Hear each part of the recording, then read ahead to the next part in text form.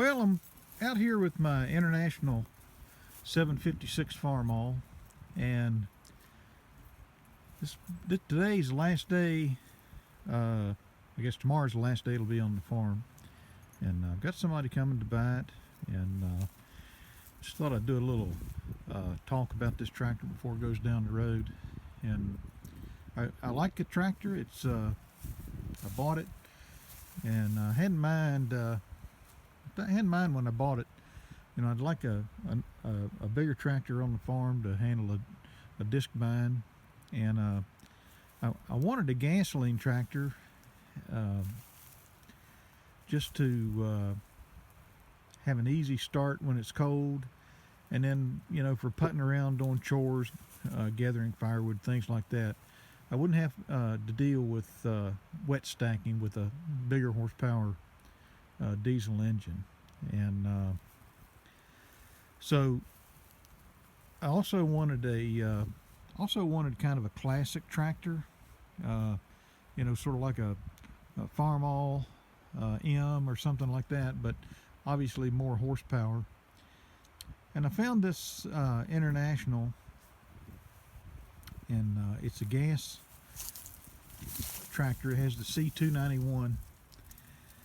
So I bought it, and I got a pretty good price on it, and I thought, well, you know, if the engine's not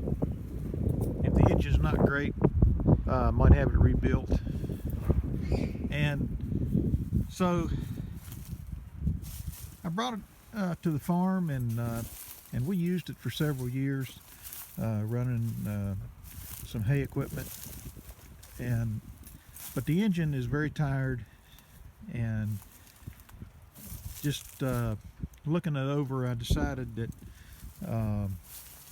this was not the tractor.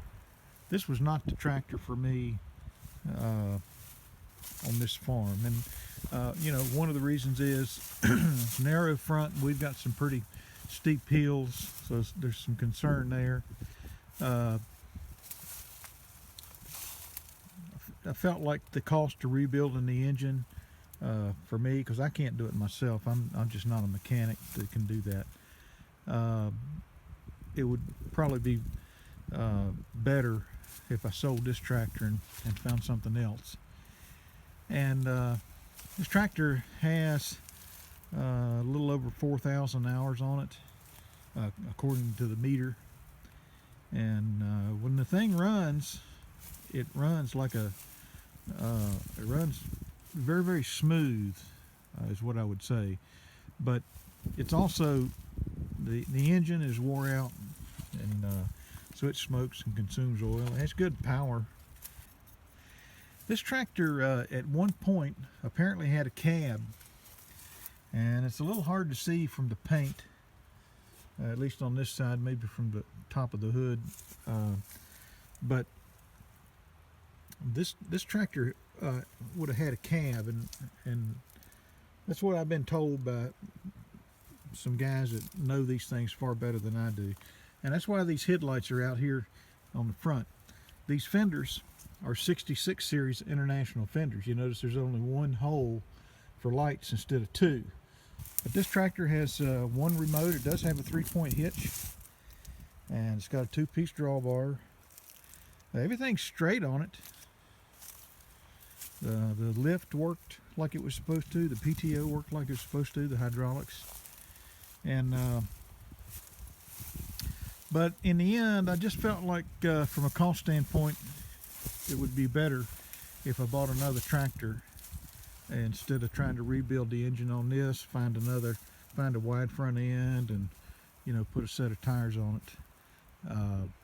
All of that gets really expensive.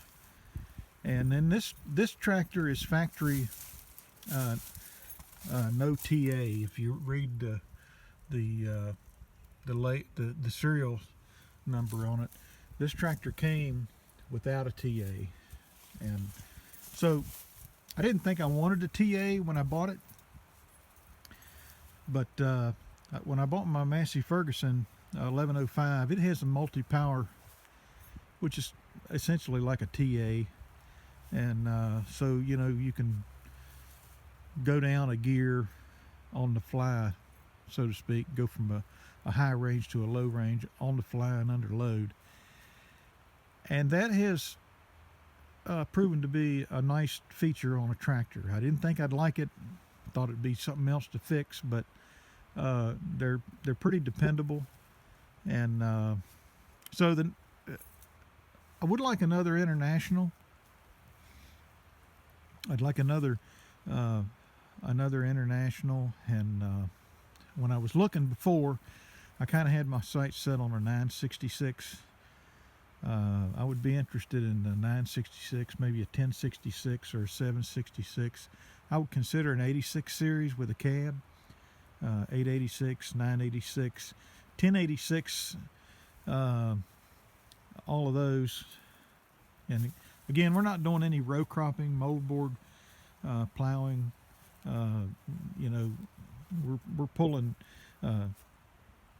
hay balers, and the biggest thing as far as power goes is our Krone mower conditioner. And so that's just a little walk around for this tractor. And like